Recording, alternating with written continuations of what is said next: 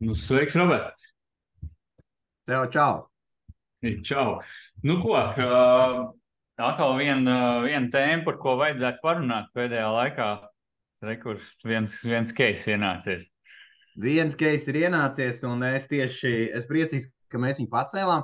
Tu no pat tieši minēji, ārā ir augsts, nevar saprast, augsts vai silts, vai ne? Un tas jau ir arī ar tām ēkām. Nu, būs silts vai nebūs? Nu, kur ir tas vidusceļš, vai uz ko mums vajadzētu mērķēt un iet un skatīties? Nu, šodien tad mēs to keisiņu varētu pacelt. Jā, te stāsts par to, ka tagad tiek pārdot īpašumi, kas ir būvniecības stadijā vai nepabeigti, vai tuvu tam. Un tā doma parasti klientiem, ko es redzu, ir tas, ka te ir atlicis tikai nedaudz pabeigt apdari un visu, un tūlītās ejam iekšā un sākam dzīvot. Ja? Bet tas stāsts par šo keisu ir nedaudz plašāks. Te runa ir par to, ka šajā objektā izrādās tā detalizētāk papētot, sanāk tā, ka te pat nav veiktie darbi izdarīti pēc tehnoloģijas. Kur nu vēl, teiksim, tālāk uzlikt un pabeigt, tad var izrādīties diezgan nepatīkams moments. Un paskatoties tuvāk, piemēram, logu ailes, ja mēs te redzam pat ārsienās, pat nav vispār izolācijas ieliktas. Ja? Tālāk, piemēram, ja mēs skatāmies kaut kādas logu pieslēgumu vietas, ja, kas ir parasti kā lielās plaknes, visas apšūtas, jau nosiltinātas, ja, bet beigās tie logu mezgli paliek tādi nevisai ērti, vai ne? Tu jau pēc savas pieredzes zini. Par logu mezgliem ir viena lieta, bet, piemēram, fokusējot šo bildi, sevi tagad skatos, tā tvaiga barjera ir tikai griestos uzlikt, ja? Tātad uz sienām mums nekas neietiek, mums nav nekādas slodzes, un kur tad mēs viņu nobeigsim, tā, kad mums jau tur reģips ir uzskrūvēts, ja? Nevar saprast, vai šeit ir, te neizskatās, ka tas būtu latojums, jo latojums ir no profiliem, tas nozīmē, ka viss tas karkas arī ir siltināts, un tāds arī viņš stāv bez. Un nav paredzēts nekādam papildus aizsardzībai no ziemā radītā mitruma iekštelpās.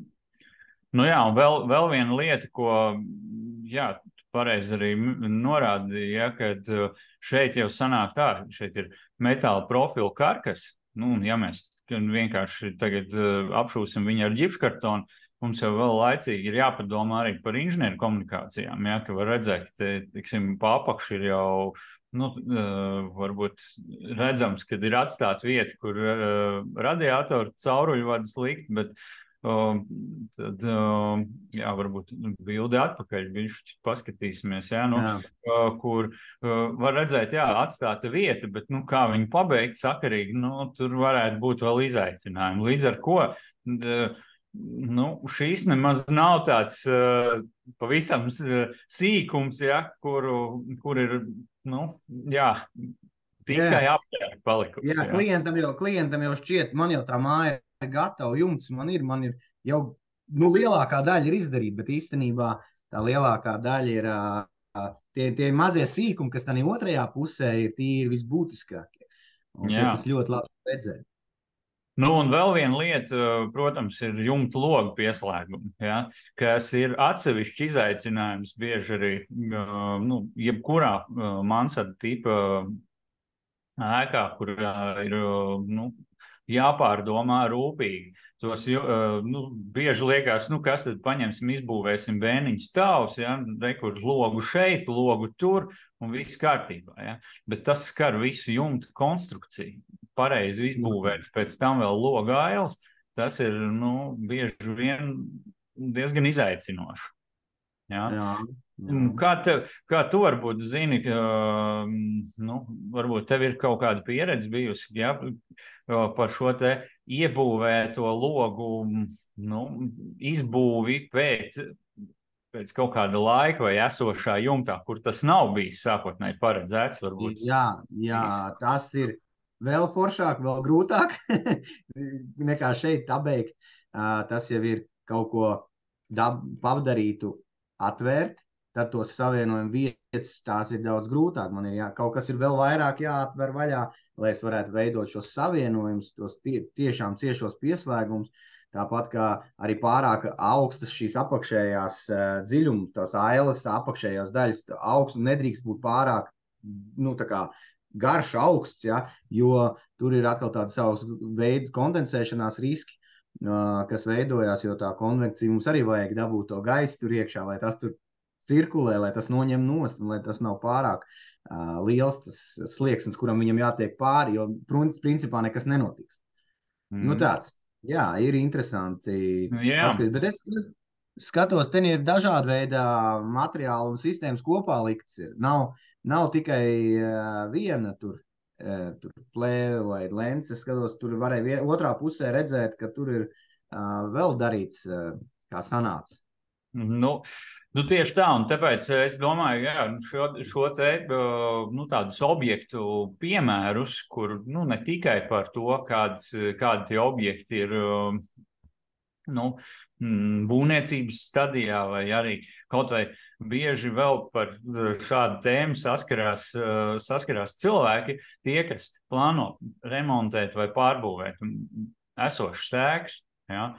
Tātad, un arī, piemēram, ja mēs taisam remontu, mums bieži kaut ko demontējot veco, mēs saprotam, ka nav izdarīts pareizi. Un tāpēc tā doma bija tāda, ka jau iepriekšējā video minējām uztaisīt tādu vienu video, kurā paskatīsimies plašāk dažādus cases, piemēram, kāda ir situācija šobrīd objektos, privātmājās, dzīvokļu mājās, un kam pievērst uzmanību, lai, piemēram, kaut kādi varbūt mazi nelieli vizuāli bojājumi, jūs varētu saprast, tas ir par jūsu situāciju, un tālāk jau meklēt palīdzību, vēršoties pie speciālistiem. Jā. Tas būtu arī uzsvers uz to, ka tas būtu jādara, ja jūs gribat pareizi vai vismaz pasargāt sev no tām problēmām, ka kāds, kas to pārzina, atnāk un jūs nokonsultē, un to vizuālo apsekošanu mēs varam darīt paši, bet ļoti svarīgi ir, ja tas ir kaut kas ārpus ikdienišķā, ka tam tiešām pieslēdzas profesionāls. Un tā ir video, ko tu minēji, arī ir šis te iespēja tikt gan pie šī dokumenta, kuru tu dāsnī iedevi visiem lietošanā, un tādā pat laikā tur arī links, kurā jūs varat piesekot kam, Raimond? Par ko?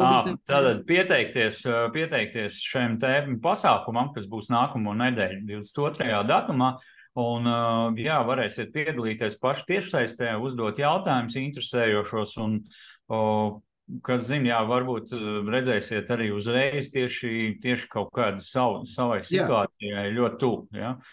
Vai atsūtīt jautājumus, varat vienkārši iesūtīt jautājumus, mēs viņus varēsim apskatīt tādā laikā, kad mēs šo raidījumu filmēsim. Jā, super.